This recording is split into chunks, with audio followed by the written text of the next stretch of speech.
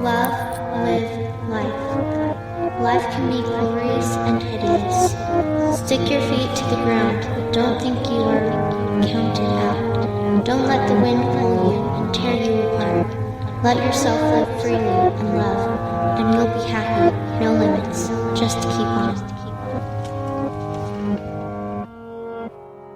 Hey guys, and welcome back to another Iron Will podcast with me, Shane Warner, and John Chase. So what this podcast is all about is we are trying to get stories from people that have been through a traumatic experience in their lives and came out a different person. Yeah, they have all created an iron will. So what is an iron will? A burning determination that cannot be stopped or hindered by anything, willing to do anything to get a desired outcome, extremely resilient. So what we like to say is just keep punching.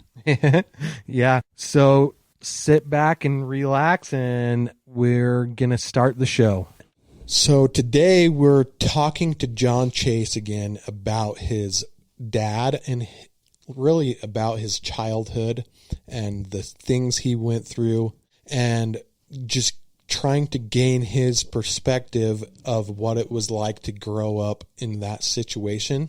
And so we're just going to pick back up on this podcast with his story. So yeah. Okay. So I want to start this one off talking about death. The thing is death, it's inevitable, right? Everyone eventually dies. Some of us, the way we go can be from the choices that we make. And others, there's just straight randomness and death occurs. So, but either way, it does happen. My grandma got in a wreck when my dad was like 12 years old, and she ended up dying. And yeah.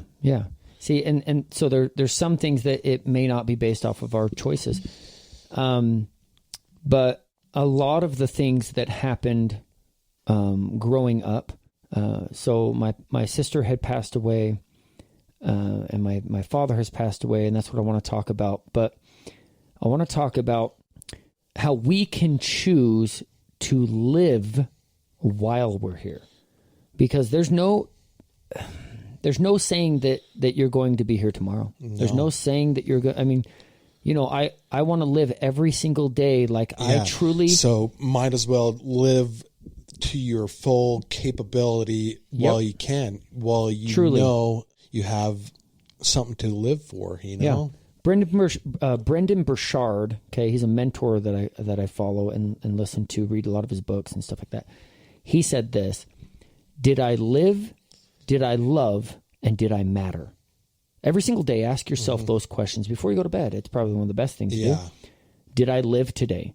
Did I love today? And did I matter? And reflect on it. Reflect on that.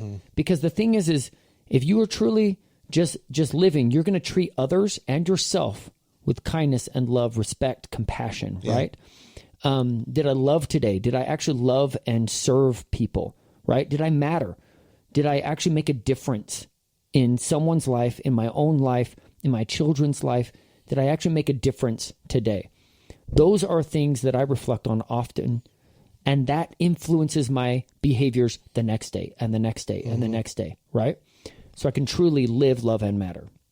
Anyways, when I was 13, when I was, you guys, it's all jumbled up, but one of the times before I moved out of my mom's house, so I had to be under 14, it was either 12 or 13, I was out chopping wood. And we had to actually chop wood, you guys, for heat for a little while in our home. We had some space heaters, and then my room had like fireplace or what? But we did have a fireplace when we first moved to this place, a really small place in Elsinore, Utah.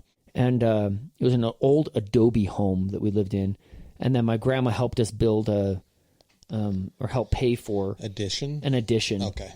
But the actual home itself was built in like the late 1800s. I'm not joking. By Indians or? Yeah, I don't know how it was built, but it was so old, one of the oldest in that town, and it's still a town. It's not. I mean, anyways, they have like one stoplight now, and it's been forever since I lived there. But I was, a young teenager. We lived there from I was there for at least 2 or 3 years, about 3 years, before my alcohol poisoning experience. But there's an experience that happened there that not a lot of people, I haven't shared with a lot of people, but here it is. This is going to be everybody now. This is exclusive. So I was out chopping wood, and I loved chopping wood. You guys, it felt so good. Oh yeah. There's something to it that not only the actual physical activity is awesome, but you're also providing. It's like almost you go into almost a trance because you have to cut the wood, stack it, and so that's what I was doing. I was cutting and stacking. Mm-hmm. So I had stacked a pretty big pile on top of the already really big pile. And it was kind of close to this tree. And we had the tree, the big, huge pile of wood, and then a root cellar that was right next to the wood pile. And it's all dirt there. In fact, the whole yard is like, we didn't have one grass patch. There wasn't any grass patch, you guys. It was just a yard with trees. There was like like an herb garden kind of thing that my sister and my mom tended to. They're definitely into herbs and things like that. And you think of kind of like a country hippie house. Anyways, so there's this tree that's right there, and we had put a little rope swing. So I'm taking a break. I'm like, okay, I've done my chores. I've chopped some wood. I've stacked it, and which I didn't ever think of it as a chore, because if we needed more for the house, I was like the kid that would be like, I'll do it. It's blizzard outside, but I'll go do it because I liked it. Is it Elsinore, Utah? It's down by Richfield. Okay. Richfield, Utah, which is also small. Mm-hmm. It took 45 minutes to get to school because they didn't have a school in Elsinore. You had to take the bus to Monroe, which was like another town over. Oh, man. But anyway, so I decided to swing on the rope swing, okay? And you guys, we pretty much, we were on this rope swing all the time, so I couldn't imagine that the rope was very strong. And this day, it happened to break. So I'm swinging back and forth, right? And as I'm swinging back and forth, I'm getting like full like legs as high as my hands up above the air, okay? And the rope is pulling pretty tight. And when I'm swinging up over and my feet are so high up over the air, I'm probably, I don't know, I wouldn't say more than 8 feet in the air, but it's right over the log pile. Yeah. So one of these times I'm swinging, all of a sudden the rope breaks, and I go flying right into that log pile head first. Well, kind of like feet up first and then on top. So I land on my head on the log pile and roll down this log pile. It knocks the wind out of me. I took a couple breaths and then I black out. I wake up, and when I woke up, I had all this dry blood all over me. So I don't know how long I was laying there. Quite a while. And I must have bled out a ton. I was super pale. I was shaky. And I walk into my house. Nobody had seen me out there. I don't know. Again, I don't know how long I was there. Maybe 20 minutes, maybe an hour. I don't know. Who knows? Yeah. Enough that the blood was drying all over my face and my neck and everything. And so I don't even remember exactly the places that I was hit, but I knew my lips were pretty beat up. Yeah.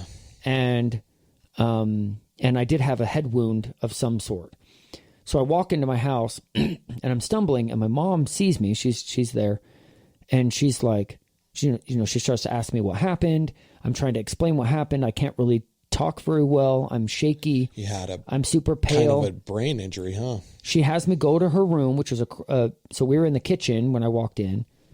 And then you had to cross the main room to her room. So I sit down next to her room and, next to her bed in her room. And then she turns and she says, I'm going to go get some wash rags and everything. She doesn't know how bad the injury is. I'm sure at the time she didn't have a plan on taking me to the hospital, anything like that, because She never thought about that. Yeah. We just dealt with stuff. If you got cut injuries, I mean, you could super glue it, no stitches, tape it, whatever. Yeah. Like that's just what you did. We didn't go in for injuries. It was just weird. At this point, I should have been brought in. Was there even a hospital close by? No, you had to go to Richfield. Yeah. But so my mom goes, I mean, it should only take maybe like 10 seconds to get to the bathroom to get rags and everything, to get there. And probably only like maybe a minute or two before she would be back. Yeah. And again, I don't recollect the timeline here, but the last thing I saw was her to go get the rags, which it would only take about 10 seconds to get to the bathroom. So I see her go across the main room. She gets into the kitchen. She turns right, which is where the bathroom was, and I'm out.